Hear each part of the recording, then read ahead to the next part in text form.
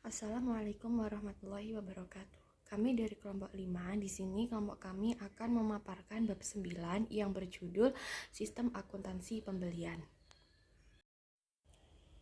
Pertama-tama, izinkan saya sebagai perwakilan untuk memperkenalkan anggota kelompok kami. Yang pertama ada Anggita Rahma dengan NPM Mahir 249, kedua Diva Aprilia dengan NPM Mahir 252, ketiga Amalia Mustafa dengan NPM Mahir 259, keempat Nelly Farlina dengan NPM Mahir 296, kelima Nabila Fatharani dengan NPM Mahir 313. Deskripsi kegiatan. Sistem akuntansi pembelian digunakan dalam perusahaan untuk menggadaikan barang yang diperlukan oleh perusahaan. Transaksi pembelian dapat digolongkan menjadi dua. Pembelian lokal. Pembelian lokal dapat dari pemasok dalam negeri dan impor pembelian dari pemasok luar negeri. Fungsi yang terkait. Fungsi yang terkait dalam sistem akuntansi pembelian adalah 1. Fungsi gudang. Dalam sistem akuntansi pembelian, fungsi gudang bertanggung jawab untuk mengajukan permintaan pembelian sesuai dengan posisi persediaan yang ada di gudang. 2. Fungsi pembelian bertanggung jawab untuk memperoleh informasi mengenai harga barang, menentukan pemasok yang dipilih dalam penggadaan barang. 3. Fungsi penerimaan bertanggung jawab untuk melakukan pemeriksaan terhadap jenis mutu dan kualitas barang yang diterima dari pemasok guna menentukan apakah barang tersebut dapat diterima atau tidak oleh perusahaan. 4. Fungsi akuntansi. Fungsi akuntansi yang terkait dalam transaksi pembelian adalah fungsi pencatatan utang dan fungsi pencatatan persediaan. Selanjutnya kita akan membahas tentang jaringan prosedur yang membentuk sistem akuntansi pembelian. Yang pertama, prosedur permintaan pembelian. Dalam prosedur ini, fungsi gudang mengajukan permintaan pembelian dalam surat permintaan pembelian kepada fungsi pembelian. Jika barang tidak disimpan di gudang, misalnya untuk barang-barang yang langsung pakai, fungsi yang memakai barang mengajukan permintaan pembelian langsung ke fungsi pembelian dengan menggunakan surat permintaan pembelian. Yang kedua, prosedur permintaan dan penawaran harga dan pemilihan pemasok. Dalam prosedur ini, fungsi pembelian mengirimkan surat permintaan penawaran harga kepada para pemasok untuk memperoleh informasi mengenai harga barang dan berbagai syarat pembelian yang lain, untuk memungkinkan pemilihan pemasok yang akan ditunjuk sebagai pemasok barang yang diperlukan oleh perusahaan.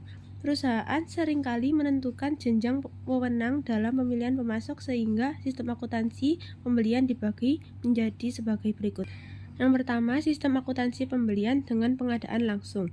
Dalam sistem akuntansi pembelian ini, pemasok dipilih langsung oleh fungsi pembelian tanpa melalui penawaran harga. Biasanya pembelian dengan pengadaan langsung ini meliputi jumlah rupiah yang kecil dalam sekali pembelian. Yang kedua, sistem akuntansi pembelian dengan penunjukan langsung. Sistem akuntansi pembelian dengan penunjukan langsung. Dalam sistem akuntansi pembelian ini, pemilihan pemasok dilakukan oleh fungsi pembelian dengan terlebih dahulu dilakukan pengiriman permintaan penawaran harga kepada paling sedikit 3 pemasok dan didasarkan pada pertimbangan harga penawaran dari para pemasok tersebut. Yang ketiga, sistem akuntansi pembelian dengan lelang. Dalam sistem akuntansi pembelian ini, pemilihan pemasok dilakukan oleh panitia lelang yang dibentuk melalui lelang yang diikuti oleh pemasok yang jumlahnya terbatas. Yang ketiga, prosedur order pembelian. Dalam prosedur ini, fungsi pembelian mengirimkan surat order pembelian kepada pemasok yang dipilih dan memberitahukan kepada unit-unit organisasi lain dalam perusahaan. Misalnya fungsi penerimaan, fungsi yang meminta barang, dan fungsi pencatatan utang mengenai order pembelian yang sudah dikeluarkan oleh perusahaan. Yang keempat, ada prosedur penerimaan barang. Dalam prosedur ini, fungsi penerimaan melakukan pemeriksaan mengenai jenis, kuantitas, dan mutu barang yang diterima dari pemasok, dan kemudian membuat laporan penerimaan barang untuk menyatakan penerimaan barang dari pemasok tersebut. Yang kelima, ada prosedur pencatatan utang. Dalam prosedur ini, fungsi akuntansi memeriksa dokumen-dokumen yang terkait dengan pembelian, termasuk surat order pembelian, laporan penerimaan barang, dan faktur dari pemasok, dan menyelenggarakan pencatatan utang atau mengarsipkan dokumen sumber sebagai catatan utang. Yang keenam, ada prosedur distribusi pembelian. Prosedur ini meliputi distribusi akun yang didebit dari transaksi pembelian untuk kepentingan pembuatan laporan manajemen. Lalu ada informasi yang diperlukan oleh manajemen. Informasi yang diperlukan oleh manajemen dari sistem akuntansi pembelian adalah yang pertama, jenis persediaan yang telah mencapai titik pemesanan kembali atau reorder point. Yang kedua, order pembelian yang telah dikirim kepada pemasok. Yang ketiga, order pembelian yang telah dipenuhi oleh pemasok. Keempat, total saldo utang dagang pada tanggal tertentu. Yang kelima, saldo utang dagang kepada pemasok tertentu. Yang keenam, tambahan kuantitas dan harga pokok persediaan dari pembelian. Selanjutnya yaitu dokumen yang digunakan. Ada 6 dokumen yang digunakan dalam sistem akuntansi pembelian, antara lain 1. Surat permintaan pembelian, 2. Surat permintaan penawaran harga, 3. Surat order pembelian, 4. Laporan penerimaan barang, 5. Surat perubahan order, dan yang keenam, bukti kas keluar. Yang akan kita bahas pertama yaitu surat permintaan pembelian. Dokumen ini merupakan formulir yang diisi oleh fungsi gudang atau fungsi pemakai barang untuk meminta fungsi pembelian melakukan pembelian barang dengan jenis, jumlah, dan mutu seperti yang tersebut dalam surat tersebut. Kedua, surat permintaan penawaran harga. Dokumen ini digunakan untuk meminta penawaran harga bagi barang yang pengadaannya tidak bersifat berulang atau repetitif yang menyangkut jumlah rupiah pembelian yang besar. 3. Surat order pembelian. Dokumen ini digunakan untuk memesan barang kepada pemasok yang telah dipilih. Dokumen surat order pembelian terdiri dari berbagai rumusan dengan fungsi sebagai berikut. 1. Surat order pembelian. 2. Tembusan pengakuan oleh pemasok. 3. Tembusan bagi unit peminta barang. 4. Arsip tanggal penerimaan. 5. Arsip pemasok. 6. Tembusan fungsi penerimaan. 7. Tembusan fungsi akuntansi. 4. Laporan penerimaan barang. Dokumen ini dibuat oleh fungsi penerimaan untuk menunjukkan bahwa barang yang diterima dari pemasok dalam memilih jenis, spesifikasi, mutu, dan kuantitas seperti yang tercantum dalam surat order pembelian. 5. Surat perubahan order pembelian. Perubahan dapat berupa perubahan kuantitas, jadwal penyerahan barang, spesifikasi penggantian, atau hal lain yang bersangkutan dengan perubahan desain atau bisnis. Biasanya perubahan tersebut diberitahukan kepada pemasok secara resmi dengan menggunakan surat perubahan order pembelian. Surat perubahan order pembelian dibuat dengan jumlah lembar tembusan yang sama dan dibagikan kepada pihak yang sama dengan yang menerima surat order pembelian. Yang keenam, bukti kas keluar. Dokumen ini dibuat oleh fungsi akuntansi untuk dasar pencatatan transaksi pembelian. Dokumen ini juga berfungsi sebagai perintah pengeluaran kas untuk pembayaran utang kepada pemasok dan yang sekaligus berfungsi sebagai surat pemberitahuan kepada kreditur mengenai maksud pembayaran. Selanjutnya adalah catatan akuntansi yang digunakan. Catatan akuntansi yang digunakan dalam sistem akuntansi pembelian ini ada 4. Yang pertama, register bukti kas keluar atau voucher register. Jika dalam pencatatan utang perusahaan menggunakan voucher payable procedure, sedangkan jurnal yang digunakan untuk mencatat transaksi pembelian adalah register bukti kas keluar. Nah, gambarnya ada di bawah ini. Catatan akuntansi yang digunakan dalam sistem akuntansi pembelian yang kedua yaitu jurnal pembelian. Jika dalam pencatatan utang perusahaan menggunakan account payable procedure, sedangkan jurnal yang digunakan untuk mencatat transaksi pembelian adalah jurnal pembelian. Nah, contoh dari jurnal pembelian ada di bawah ini. Catatan akuntansi yang digunakan dalam sistem akuntansi pembelian yang ketiga adalah kartu utang. Jika dalam pencatatan utang, perusahaan menggunakan account payable procedure, buku pembantu yang digunakan untuk mencatat utang kepada pemasok adalah kartu utang. Jika dalam pencatatan utang perusahaan menggunakan voucher payable procedure, yang berfungsi sebagai catatan utang adalah arsip bukti kas keluar yang belum dibayar. Nah, contoh dari kartu utang ada di bawah ini. Catatan akuntansi yang digunakan dalam sistem akuntansi pembelian yang keempat adalah kartu persediaan. Dalam sistem akuntansi pembelian, kartu persediaan ini digunakan untuk mencatat harga pokok persediaan yang dibeli.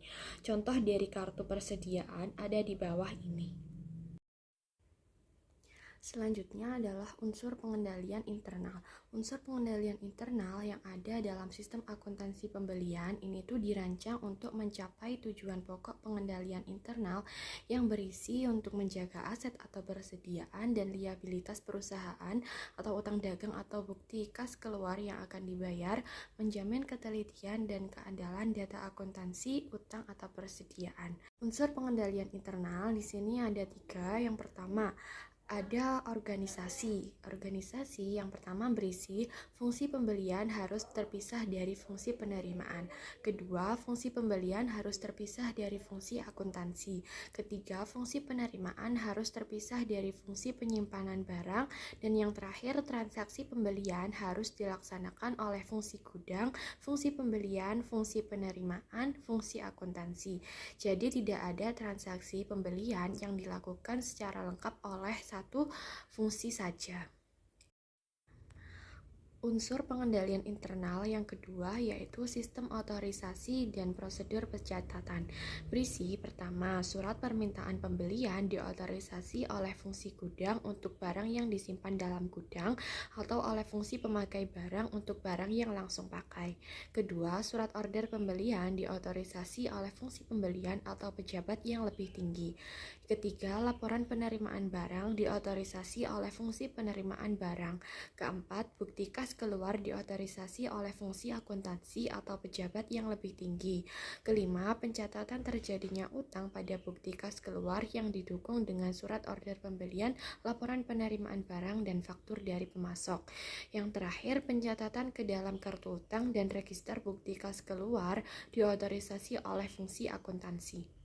Unsur pengendalian internal yang ketiga yaitu praktik yang sehat. Berisi pertama, surat order pembelian bernomor urut tercetak dan pemakaiannya dipertanggungjawabkan oleh fungsi gudang. Kedua, surat order pembelian bernomor urut tercetak dan pemakaiannya dipertanggungjawabkan oleh fungsi pembelian. Ketiga, laporan penerimaan barang bernomor urut tercetak dan pemakaiannya dipertanggungjawabkan oleh fungsi penerimaan. Keempat, pemasok dipilih berdasarkan jawaban penawaran harga bersaing dari berbagai pemasok. Yang 5, barang hanya diperiksa dan diterima oleh fungsi penerimaan jika fungsi ini telah menerima tembusan surat order pembelian dari fungsi pembelian. Keenam, fungsi penerimaan melakukan pemeriksaan barang yang diterima dari pemasok dengan cara menghitung dan menginspeksi barang tersebut dan membandingkannya dengan tembusan surat order pembelian. Ketujuh, terdapat pengecekan terhadap harga, syarat pembelian, dan ketelitian perkalian dalam faktur dari pemasok sebelum faktur tersebut diproses untuk dibayar. Kedelapan, catatan yang berfungsi sebagai buku pembantu utang secara periodik direkonsiliasi dengan akun kontrol utang dalam buku besar. Kesembilan, pembayaran faktur dari pemasok dilakukan sesuai dengan syarat pembayaran guna mencegah hilangnya kesempatan untuk memperoleh potongan tunai. Dan yang terakhir, bukti kas keluar beserta dokumen pendukung dicap lunas oleh fungsi pengeluaran kas setelah dicek dikirimkan kepada pemasok. Selanjutnya ada penjelasan unsur pengendalian internal organisasi. Dalam merancang organisasi yang berkaitan dengan sistem akuntansi pembelian, dua unsur pokok pengendalian internal yang dapat dijabarkan sebagai berikut. Yang pertama yaitu fungsi pembelian harus terpisah dari fungsi penerimaan. Pemisahan kedua fungsi ini dimaksudkan untuk menciptakan pengecekan intern dalam pelaksanaan transaksi pembelian.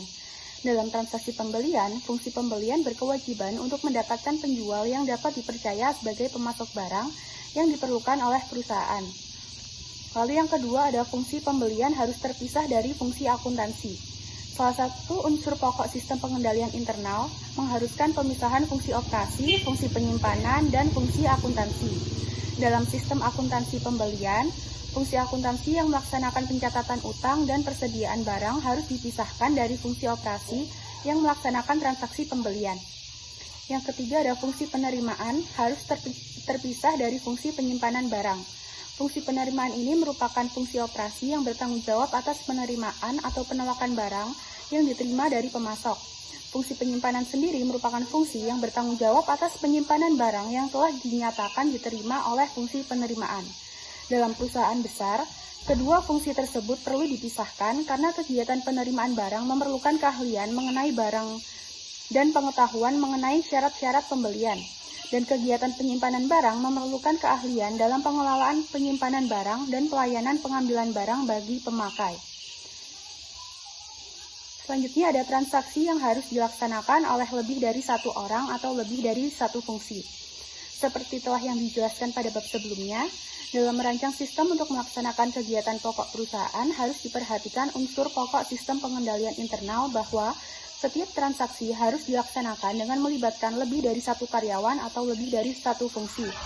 Dengan penggunaan unsur sistem pengendalian internal tersebut, setiap pelaksanaan transaksi selalu akan tercipta pengecekan intern yang mengakibatkan pekerjaan karyawan atau fungsi yang satu dicek ketelitian dan keandalannya oleh karyawan atau fungsi yang lain. Selanjutnya ada sistem otorisasi. Seperti yang telah dijelaskan pada bab sebelumnya, dalam organisasi, setiap transaksi keuangan terjadi melalui sistem otorisasi tertentu. Tidak ada satupun transaksi yang terjadi yang tidak diotorisasi oleh yang memiliki wewenang tersebut. Di sini ada yang pertama ada surat permintaan pembelian. Surat permintaan pembelian ini diotorisasi oleh fungsi gudang untuk barang yang disimpan dan untuk barang yang langsung dipakai diotorisasi oleh kepala fungsi. Yang kedua ada surat order pembelian. Surat order pembelian ini diotorisasi oleh fungsi pembelian atau pejabat yang lebih tinggi. Yang ketiga ada laporan penerimaan barang yang diotorisasi oleh fungsi penerimaan sebagai bukti telah diterimanya barang dari pemasok. Fungsi penerimaan membubuhkan tanda tangan otorisasi pada laporan penerimaan barang. Lalu selanjutnya ada bukti kas keluar yang diotorisasi oleh fungsi akuntansi atau pejabat yang lebih tinggi. Selanjutnya ada prosedur pencatatannya. Untuk mencatat kewajiban yang timbul dari transaksi pembelian, fungsi akuntansi ini mengisi dan menandatangani bukti kas keluar yang merupakan dokumen sumber untuk catatan tambahan persediaan barang dan timbulnya kewajiban sebagai akibat dari transaksi pembelian. Pencatatan ke dalam catatan akuntansi harus sesuai dengan yang didasarkan atas dokumen sumber yang dilampiri dengan dokumen pendukung yang lengkap. Pencatatan ke dalam catatan akuntansi juga harus dilakukan oleh karyawan yang diberi wewenang untuk melaksanakannya. Sekian pemaparan dari kelompok kami. Wassalamualaikum warahmatullahi wabarakatuh.